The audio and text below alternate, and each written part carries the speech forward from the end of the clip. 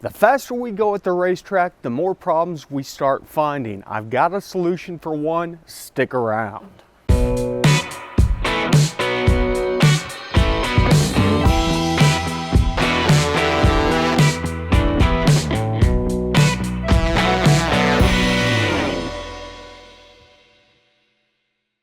Hey everybody, welcome back to the garage, and today we are opening up, taking a look and testing out a set of corner weight scales.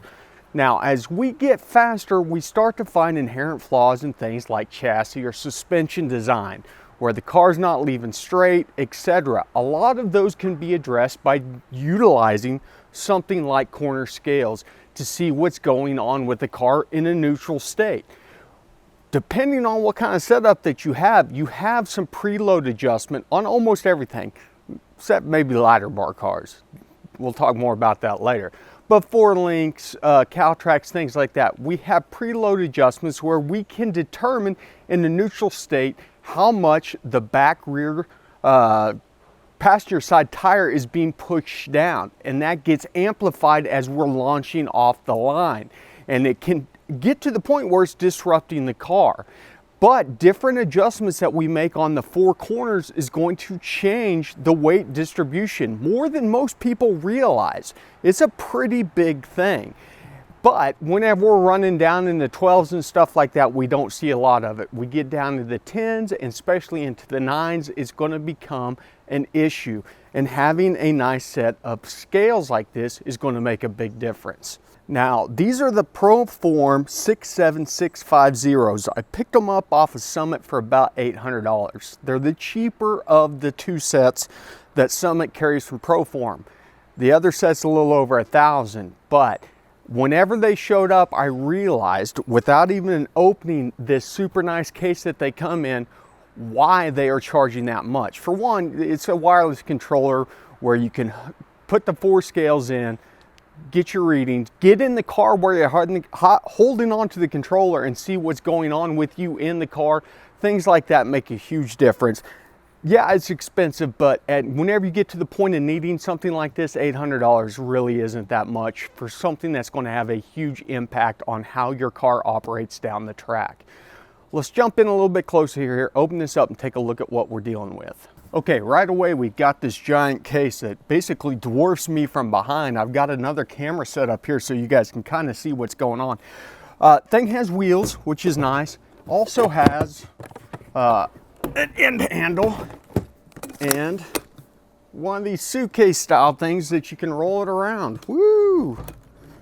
So, some thought at least has been put into that side of it. You're paying for some of that thought. Let's open this thing up and see what's inside though. Okay, presentation's nice. We've got our scales, they're color coded. Okay, so that's what this is. This one is not the wireless unit. That's why it's the cheaper. The other one's the wireless unit.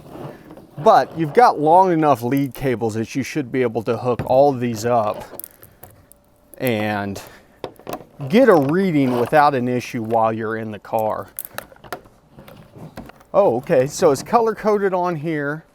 Left front's red, right front green, right rear white, left rear blue. The ends of the cables are color coded as well. And then the connectors on the scales themselves are color coded. Other than that, it comes with some batteries and a USB cable, which these are not rechargeable batteries, so maybe there's a way to update this. I'm not sure why it would come with USB cable. We'll throw that back in there for now. Let's pull out one of the scales. And they're robust steel. I mean, they're heavy. Not sure what the yellow dots are. Is there instructions with this? Let's take a closer look. Surely there is.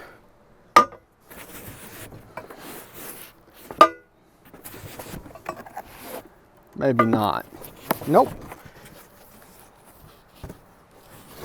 I'm guessing, I don't know how well you're going to be able to see these yellow dots on here. I'm guessing it's telling you that the contact patch ideally needs to be within these yellow dots whenever the car is set down on the scale. So using our guide here, we're going to jack up the Monte Carlo, slide these things underneath there, and see what kind of weight we're dealing with.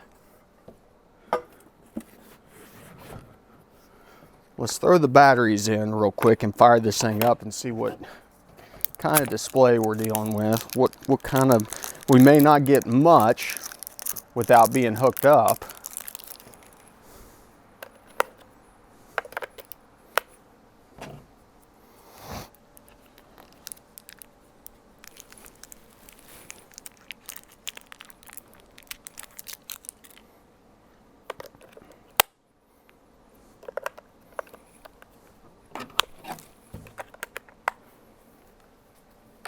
Okay, so we've got 4 buttons over here. We've got power, which I'm guessing this one is the 0 button to 0 it out, a function button, and a light up button. Oh, cool. The letters even light up.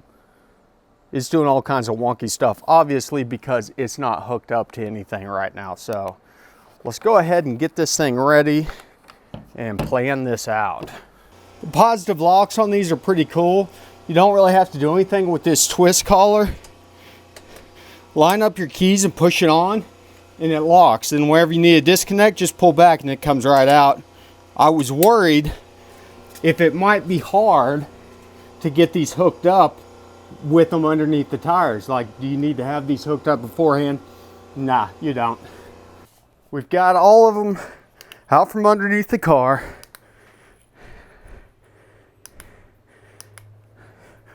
Got 0, we can go ahead and re-zero it if we need to, but we don't. Now, let's put some weight on it. Okay, let's take a look at what we got. Total 3,285. I knew it was around 3,200 pounds. That's without me in it. Surprisingly, the car is very neutral. Up front, we're 950, 925. And then in back, we're 675, 736, which that'll be interesting to see how much that changes. It's pretty normal to see if you've got heavier weight here, you're going to have heavier weight here. If we were dealing with preload, that means that we've got enough preload that is kind of forcing the weight on those 2 corners of the car.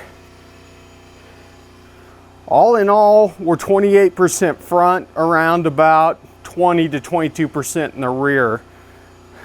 So if you were to add these together, we're 58% front versus 42% rear, front to rear bias. So let's jump in the car and take a look at what the weight is with us in the car. Okay, if you want to know how much I weigh, it's 3,500 with me in the car. You can see that now the left-hand side is way heavier than the right on both the front and the rear. There we've got the weight as is right now. Let's jump out and talk about it. So there we've got the weight. We're not going to be making any adjustments off this weight. This is just a baseline measurement because we are taking a big block, which is about 600 pounds, and replacing it with an LS, which is under 300 pounds. So we're shedding a lot of weight. On top of that, we've already cut probably 25 off for the hood swap, and we've got some more fiberglass coming, doors and a trunk lid. That's going to shave another probably around 200 to 250 pounds. Ideally, I'd like to see this car get as close to 2,800 with me in it as possible. Whether or not that's possible, we'll find out. But we now have a baseline.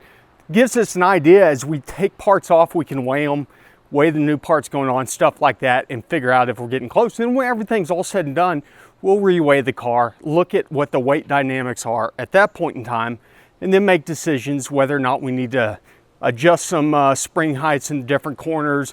And it'll also play into how much rebound and suspension compression that we're running at the track, because we'll have some insight as to the weight distribution before we even get there. So that's just step one of utilizing our Proform scales. I'll leave a link down below to the Summit Race site if you want to go check them out. I think they're going to be handy, and I'm anxious to use them again to see how much weight we can shed off the old Monte Carlo. Listen, you guys know the drill. Thanks for stopping by the garage. Remember, ABT, always be tuning.